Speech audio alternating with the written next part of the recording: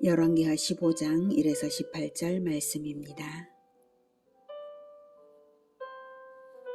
15장 이스라엘 왕 여로보암 제27년에 유다 왕 아마샤의 아들 아사랴가 왕이 되니 그가 왕이 될 때에 나이가 16세라. 예루살렘에서 52년간 다스리니라. 그의 어머니의 이름은 여골리아라. 예루살렘 사람이더라. 아사랴가 그의 아버지 아마샤의 모든 행위대로 여호와 보시기에 정직히 행하였으나 오직 산당은 제거하지 아니하였으므로 백성이 여전히 그 산당에서 제사를 드리며 분향하였고 여호와께서 왕을 치셨으므로 그가 죽는 날까지 나병 환자가 되어 별궁에 거하고 왕자 요담이 왕궁을 다스리며 그 땅의 백성을 치리하였더라. 아사랴의 남은 사적과 행한 모든 일은 유다 왕 역대지략에 기록되지 아니하였느냐. 아사랴가 그의 조상들과 함께 자매 다윗성에 그의 조상들과 함께 장사되고 그의 아들 요담이 대신하여 왕이 되니라. 사랑하는 형제 여러분, 12월 5일 월요일 새벽 묵상에 오신 것을 환영합니다. 14장에서는 유다 왕 아마시아는 하나님의 은총으로 에돔을 쳐서 이겼지만 이내 교만하여져서 에돔에서 우상을 가져오고 북이스라엘에 선전포고를 했다가 오히려 완패했죠. 반면에 북이스라엘의 여로보암 2세 때는 영토가 넓어져서 아브라함에게 주신 언약대로 된 것을 통하여서 하나님께서는 교만한 자를 낮추시되 악한 자를 사용해서라도 하나님의 언약을 성취하시며 구속사를 진행시키심을 보이셨습니다. 아무튼 남북 왕국은 하나님의 끝없는 참으심과 사랑을 끝끝내 저버리는 악의 길로 더욱 들어가고 있어요. 결론을 먼저 말씀드리면 북이스라엘은 여로보암 2세 때의 번영의 정점을 찍어서 이후 악행의 길을 멈추지 않고 급속도로 내리막길을 가다가 멸망합니다.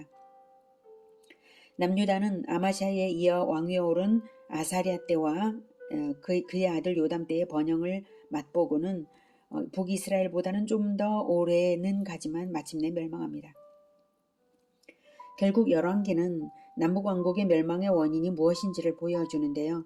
북왕국은 하나님의 오래 참으심을 조롱하듯 죄를 버리지 않고 악의 길을 따랐던, 즉 여로보암의 길을 따랐던 죄가 핵심이고요. 남왕국은 우상숭배를 온전히 버리지 못하고 산당을 남겨두어 은밀한 탐심을 즐겼던 죄가 핵심입니다. 그동안의 왕들을 볼게요. 글자가 아주 작죠? 북왕국이 이렇게 아합 왕조가 아하시아 요람에서 이제 끝났어요. 오므리 왕조죠. 오므리 아합 아하시아 요람에서 끝났고요. 그다음 예후가 개혁을 일으켜서 예후 왕조가 여호아스, 요아스, 여로보암 2세 스가랴까지 가는 것입니다. 북왕조가 대체로 단명한 데 비해서 예후 왕조가 가장 길었어요. 이렇게 이만큼 갔습니다. 그렇게 가는 동안 남왕조는 이제 아하시아가 이제 요람의 여호사밧의 아들 요람, 그 다음 아하시아, 아달랴 전부 다 아합과 관련되었죠. 요람의 아내가 아달랴였고 아달랴의 아들이 아하시아였죠. 그리고 아하시아 아들이 죽은 걸 보고 아달랴가 자기가 이제 왕의 자손들을 다 죽이고 왕이 되잖아요. 그다음 그러나 아기 요아스가 이제 도피해서 살아나 있었고 요아스가 7살 때 왕이 되었고요. 그리고 이제 아마샤 그 아들 아마샤와 이제 우시아가 바로 아사랴입니다. 아사랴, 우시아. 계속 아달랴 한 명만 빼고는요. 전부 다 다윗의 후손들이 계속 이어지고 있습니다. 예. 요아스에게 반역한 사람들이 반역이 아니라 요아스를 죽인 사람들이 물론 반역자죠. 반역자들이 오히려 요아스의 아들 아마샤를 왕위에 올리는 이런 행동을 하죠. 네, 그런 것처럼 이제 남유다는 왕권이 다윗 왕가가 이어집니다. 우시아까지 지금 와 있는 상태입니다. 우시아가 북왕국 때는 바로 이때였습니다. 여로보암 2세. 스가랴, 살룸 이때였습니다.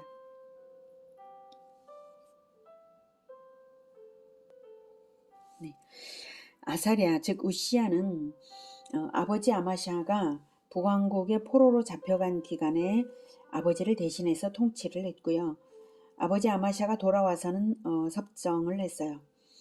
그래서 단독 통치 기간은 28년입니다. 역대기에 의하면 이 기간 동안 아사랴는 엘랏, 가드, 야브네, 아스돗 등 여러 지역을 탈환했고 암몬 사람에게 조공을 받는 등 탁월한 정치적 군사적 능력을 보였습니다. 그래서 교만해져서 하나님의 심판을 당했는데요. 자기 아버지와 똑같은 패턴이죠. 성경의 평가도 똑같습니다. 3, 4절. 네. 아사랴가 그의 아버지 아마샤의 모든 행위대로 여호와 보시기에 정직히 행하였으나 오직 산당은 제거하지 아니하였으므로 백성이 여전히 그 산당에서 제사를 드리며 분향하였다라고 하는 것입니다. 이것이 성경의 평가입니다. 백성들이 산당에서 혼합 종교 행위를 하는 것을 방치했습니다. 결국 5절에서 말하는 것처럼 여호와께서 왕을 치셨으므로 그가 죽는 날까지 나병 환자가 되어 별궁에 거하게 되었는데요. 역대기에 의하면 하나님의 제사장과 제사 규례를 무시하고 스스로 성소에 들어가 향단에 분향하려 했다가 나병이 생겼습니다. 종교의 허울을 썼지만 교만과 권세적인 탐욕적인 권세를 부리려는 거였죠. 그런 것이기에 그런 것이고요. 그것은 백성들이 산당에서 여호와의 이름으로 아세라를 섬기는 것이나 본질상 똑같은 것입니다. 그래서 오직 산당은 제거하지 아니하였으므로 백성이 여전히 그 산당에서 제사를 드리며 분향하였다는 것이 바로 최종 평가인 것이죠. 나병에 걸린 후는 왕자 요담이 왕궁을 다스렸습니다. 아사랴의 장례는 다윗성에 그의 조상들과 함께 장사되었다고 되어 있지만 역대기에 따르면 다윗의 묘실에 묻힌 것은 아니고요. 다만 인접한 다른 묘실에 장사되었습니다. 왜냐하면 나병에 걸려 죽었기 때문에 그렇게 한 것입니다. 이제 8절부터는 북이스라엘이 무대가 됩니다. 유다의 왕 아사랴의 제38년에 여로보암의 아들 스가랴가 사마리아에서 6달 동안 이스라엘을 다스리며 그의 조상들의 행위대로 여호와 보시기에 악을 행하여 이스라엘로 범죄하게 한 느밧의 아들 여로보암의 죄에서 떠나지 아니한지라. 야베스의 아들 살룸이 그를 반역하여 백성 앞에서 쳐 죽이고 대신하여 왕이 되니라. 스가랴의 남은 사적은 이스라엘 왕 역대 지략에 기록되니라. 여호와께서 예후에게 말씀하여 이르시기를 내 자손이 4대 동안 이스라엘 왕위에 있으리라 하신 그 말씀대로 과연 그렇게 되니라. 스가랴는 불과 6개월 통치하고서 살룸에 의해 죽임을 당했습니다. 북이스라엘 예후 왕조는 예후, 여호아스, 요아스, 여로보암 2세, 스가랴까지로 끝났습니다. 북이스라엘의 왕조들이 단명한 중에는 가장 길게 간 것입니다. 이렇게 예후의 고손자까지라도 왕조가 평안히 이어지게 하신 것은 어디까지나 하나님의 은혜였습니다. 하나님께서 예후에게 약속하신 대로였죠. 열왕기하 10장 30, 31절에는 하나님께서 이렇게 말씀을 하셨습니다. 예후에게 여호와께서 예후에게 이르시되 내가 나보기에 정직한 일을 행하되 잘 행하여 내 마음에 있는 대로 아합 집에 다 행하였은즉 네 자손이 이스라엘 왕위를 이어 4대를 지내리라 하시니라. 그러나 예후가 전심으로 이스라엘 하나님 여호와의 율법을 지켜 행하지 아니하며 여로보암이 이스라엘에게 범하게 한 그 죄에서 떠나지 아니하였더라. 이렇게 말하고 있습니다. 본인이 아합의 집을 심판했으면 본인은 아합의 집처럼 하지 말아야 되는 거잖아요. 근데 여로보암의 집처럼 했어요. 여로보암이 우상 숭배를 아합처럼은 안 했어도 여로보암처럼 했다. 똑같은 거죠.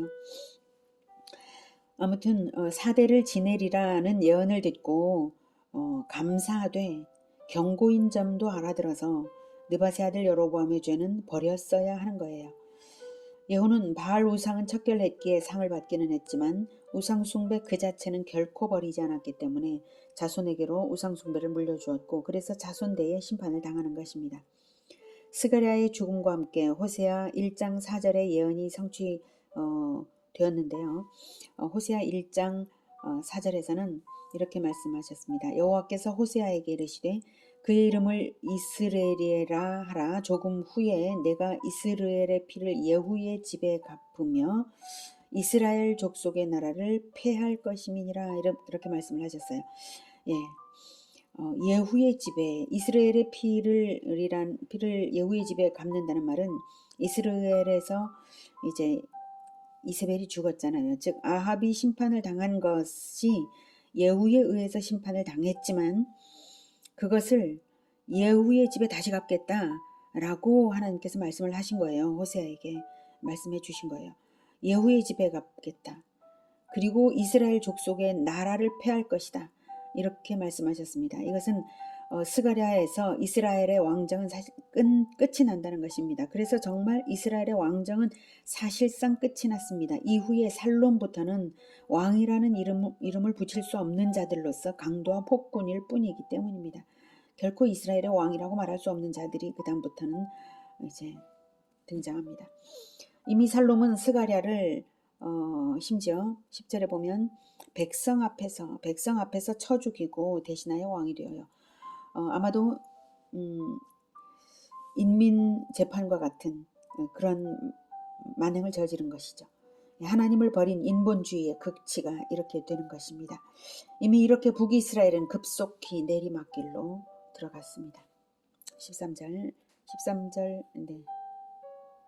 유다왕 우시야 제39년에 야베스의 아들 살룸이 사마리아에서 왕이 되어 한 달 동안 다스리니라. 가디의 아들 무나헴이 디르사에서부터 사마리아로 올라가서 야베스의 아들 살룸을 거기서 쳐 죽이고 대신하여 왕이 되니라. 살룸의 남은 사적과 그가 반역한 일은 이스라엘 왕 역대 지략에 기록되니라. 그때에 무나헴이 디르사에서 와서 딥사와 그 가운데에 있는 모든 사람과 그 사방을 쳤으니 이는 그들이 성문을 열지 아니하였습니다. 그러므로 그들이 그곳을 치고 그 가운데에 아이벤 부녀를 갈랐더라. 유다왕 아사랴 제39년에 가디의 아들 무나헴이 이스라엘 왕이 되어 사마리아에서 10년간 다스리며 여호와 보시기에 악을 행하여 이스라엘로 범죄하게 한 느밧의 아들 여로보암의 죄에서 평생 떠나지 아니하였더라. 네, 살룸은 스가랴를 백성 앞에서 인민재판을 하여서 죽이더니 자기는 불과 한 달 만에 무나헴에게 죽임을 당했습니다. 그리고 무나헴은 더 악독하여서 자기가 다스리겠다고 나선 이스라엘 백성을 치고 심지어 아이벤 부녀를 갈랐습니다. 자궁을 갈랐다는 것이죠. 극도의 잔인성으로 마귀의 모습을 나타낸 것입니다. 오랑캐 야만인이어도 이렇게 무자비하고 잔인할 수는 결코 없는 일이죠. 이제 북이스라엘에 남은 것은 심판뿐입니다. 하나님은 기다릴 만큼 이미 오래 기다리신 것이에요. 이제는 심판을 위하여 죄가 충만해지길 기다리는 때일 뿐입니다. 북이스라엘의 왕조에 대한 은혜의 때는 끝났고 다만 남은 백성 어느 정도를 구하기 위한 역사가 남았을 뿐인 것이죠. 하나님의 말씀은 아무리 시간이 흘러도 반드시 이루어집니다. 그러므로 우리가 성경의 복된 언약들만이 우리와 우리 후손들에게 이루어지도록 살아내야 하겠습니다. 심판의 경고가 결코 임하지 않도록 그리스도의 보혈로서 죄를 씻어내고 죄를 끊어내며 반드시 개혁의 길로만 들어서는 우리 모두가 되기를 축원합니다. 기도하겠습니다. 하나님, 우리에게 역사의 모든 것을 다 보여주시고 거기에서 오직 축복의 길만 가도록 많은 심판들을 보여주시는 것 감사합니다. 하나님, 우리가 하나님의 말씀 성경을 통하여서 온전히 진리와 진실을 배워서 우리는 복된 길로만 갈 수 있도록 도와주시옵소서. 우리는 결코 하나님의 경고에 의하여서 내려지는 그 심판을 가볍게 여기지 않고 하나님을 시험하는 죄를 짓지 않겠습니다. 주님, 우리를 도와주시옵소서. 우리의 마음을 붙잡아 주시어서 계속적으로 개혁의 길, 자기 개혁의 길, 진정한 개혁의 길로 들어서고 시간이 갈수록 변질되는 것이 아니라 더욱 변화됨으로써 예수님을 닮아가는, 시간이 갈수록 예수님을 닮아가는 그 길로만 가게 주여 도와 주시옵소서. 예수님의 이름으로 기도드립니다. 아멘. 이어지는 시간은 개인 기도 시간입니다.